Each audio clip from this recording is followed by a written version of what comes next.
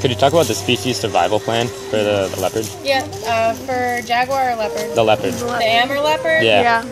Well, they're critically endangered.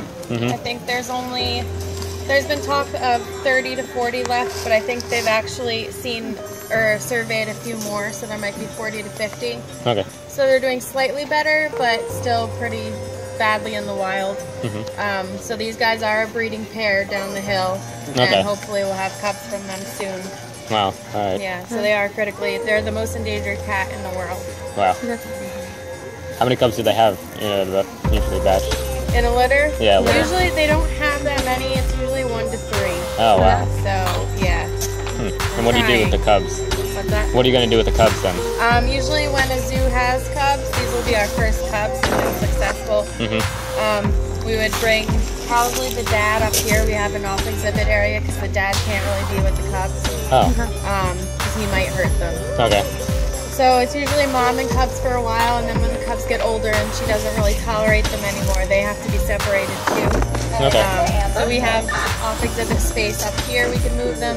Then usually we would have to hold them for up to 2 years, or else we would send them to another zoo because they're all on the species survival plan. Right. So they'd probably be paired up with another, a member of the opposite sex at another zoo, or we'd bring in another and ship out. It's all like who gets who. Okay, Yeah. that type of thing. Yeah. All right.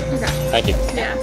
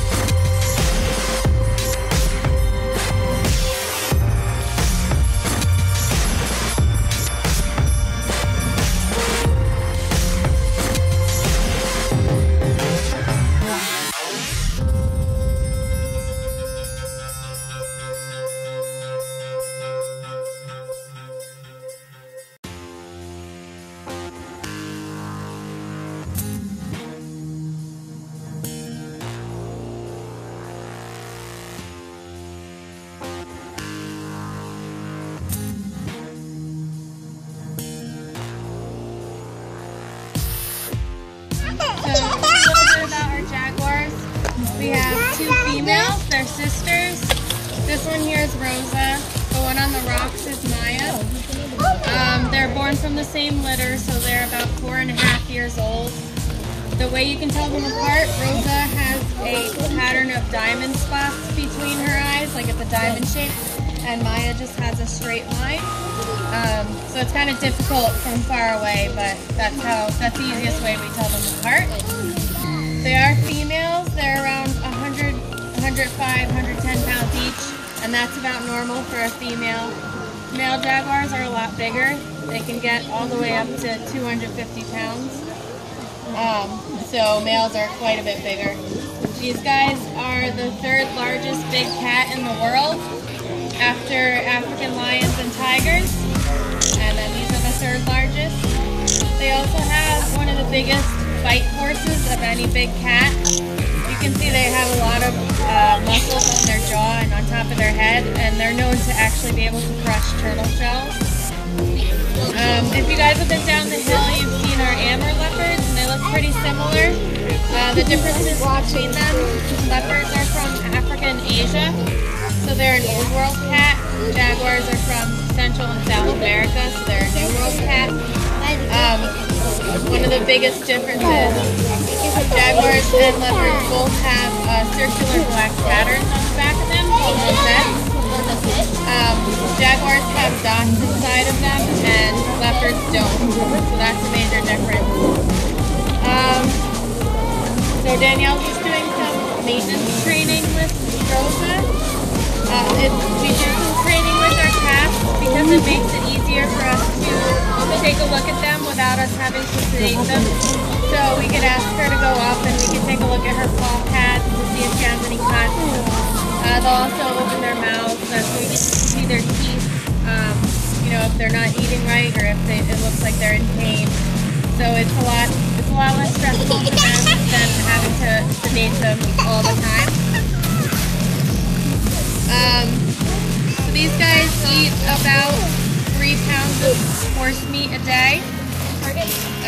It's called Nebraska feline. It's a mixture of horse meat, beef, and vitamins and minerals. They also get muscle meat, which is what they're being fed now.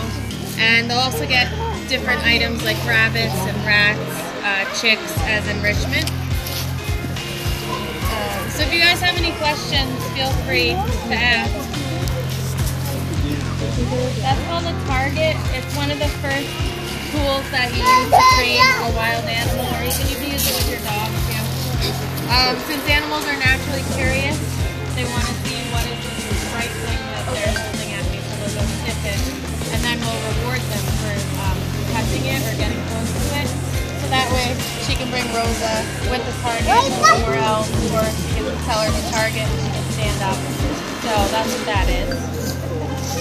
Give her some money. No, we haven't. Some zoos do, but we don't do it during public hours just because it's not pretty. We don't do it just because it's hard to keep. Then we'd have to get the animals in alive. We get them all already pre-killed. We'd have to feed them and take care of them too, so it's kind of hard to do that. We've thought about doing enrichment with live fish because jaguars do like to swim, so, and they love fish, so maybe think about it.